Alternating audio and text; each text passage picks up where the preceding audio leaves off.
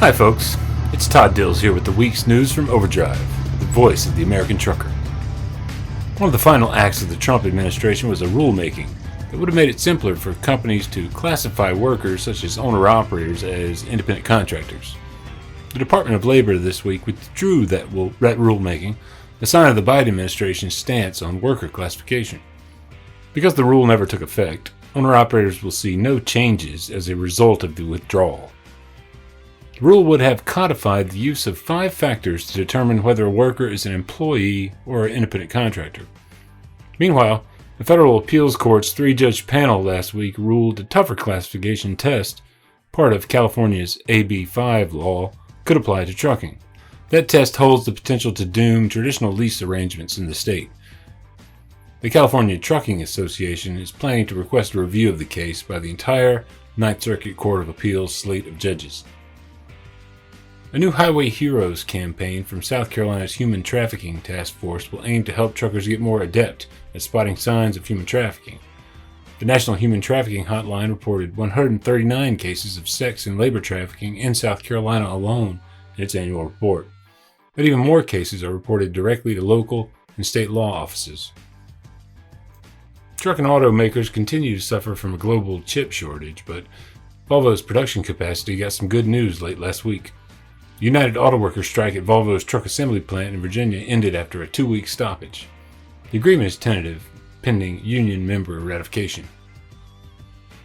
The autonomous trucking world appears to value executives who know their way around the regulatory scene. Wiley Deck, who served as acting chief of the Federal Motor Carrier Safety Administration to close out the Trump administration, has joined autonomous trucking startup Plus. He'll lead the tech company's government affairs and public policy strategy and outreach. His move into the private sector follows his immediate predecessor as acting chief at FMCSA, Jim Mullen. Mullen was hired in September by autonomous trucking tech developer TuSimple. A medical review board will address vision, diabetes, and apnea standards for CDL drivers at its next meeting, May 19th through 20th.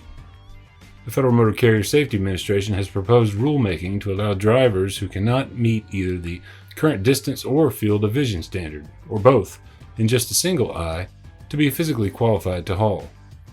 Currently, these drivers are prohibited from operating in interstate commerce without an exemption. The agency's medical board will evaluate comments received on the proposed rulemaking. The board will also review the medical assessment form for drivers with non-insulin dependent diabetes. It could also finalize earlier recommendations on updates to the medical examiner handbook.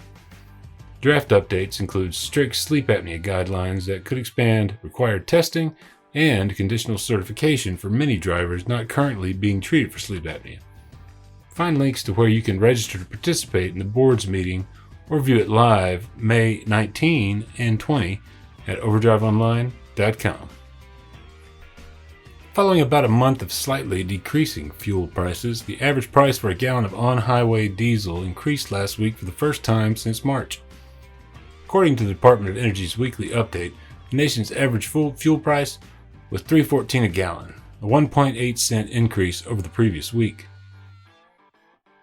The Iowa 80 truck stop in Walcott, Iowa, has partnered with Hy-Vee Pharmacy to offer 5 COVID-19 vaccine clinics starting next week. The clinics will be open to anyone over 18 and will be conducted in the truck stop's main building on the 3rd floor. The Pfizer and Johnson & Johnson vaccines will both be offered. There will be 200 doses of each vaccine available. Vaccine schedule is Monday, May 10, from 2 to 4 p.m. and Thursday, May 13, through Sunday, May 16, from 5 to 8 p.m. each day.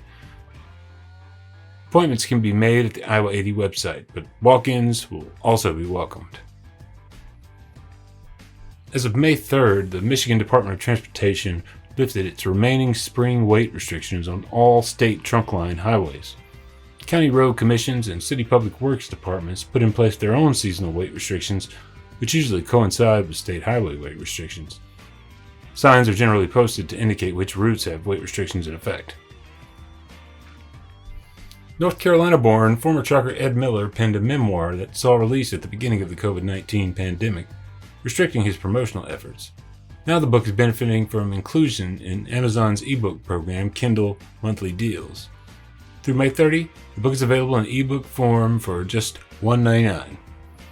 A Trucker's Tale, Wit, Wisdom, and True Stories from 60 Years on the Road covers not just Miller's time on the road, but his work as a carrier operations and safety man. Miller continues to drive a school bus and write from his home in Maryland. You can find an interview with him via the Overdrive Radio podcast. Search Ed Miller at overdriveonline.com.